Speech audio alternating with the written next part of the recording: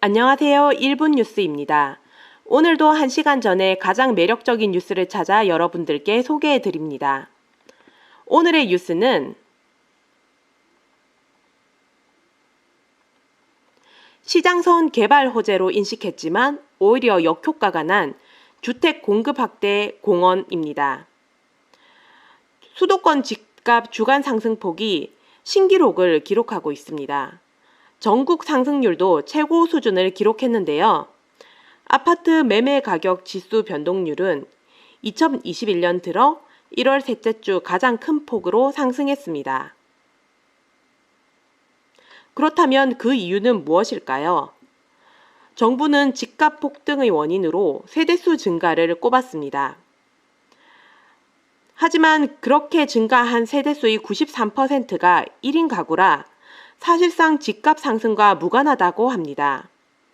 정준호 강원대학 교수는 지난해부터 집값을 올리고 있는 건 유례없이 풍부한 유동성과 이를 바탕으로 한 투기적 수요라며 현재 언급되는 공급 대책도 대상이 명확하지 않아 목표 자체가 불분명해 보인다고 말했습니다.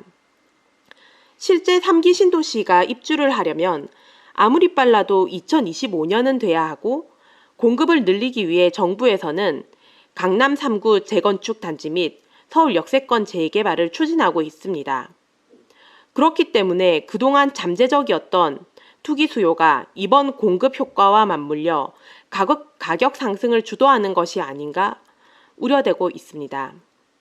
이원호 한국도시연구소 책임연구원은 정권 말기에 대규모 공급을 속도전처럼 추진하는 상황에서 규제 완화를 공약으로 내세우는 보궐선거까지 맞물려 있다며 목적이 어찌됐든 시장의 개발 호재라는 신호를 주기 쉽다고 말했습니다. 실제 지금의 집값 상승은 높은 유동성과 저금리 기조에 따라 돈이 갈 곳을 잃고 부동산에 몰렸기 때문입니다. 주택 관련한 관계자는 공공재개발의 경우 공공주도 및 이익 환수라는 취지는 좋지만 개발로 인해 상대적으로 주거비가 저렴한 지역이 서울에서 사라지는 결과가 나타나 실제 실수요자들, 임대 수요자들의 부담이 더욱더 가중될 수 있다고 밝혔습니다.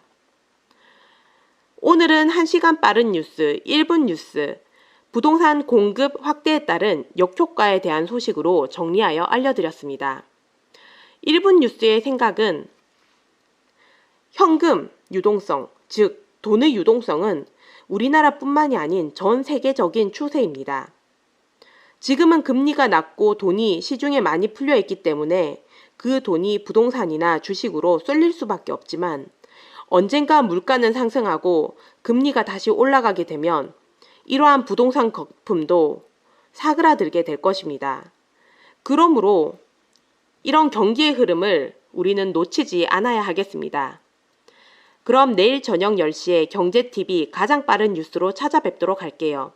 시청해 주셔서 감사합니다. 이상으로 1분 뉴스였습니다.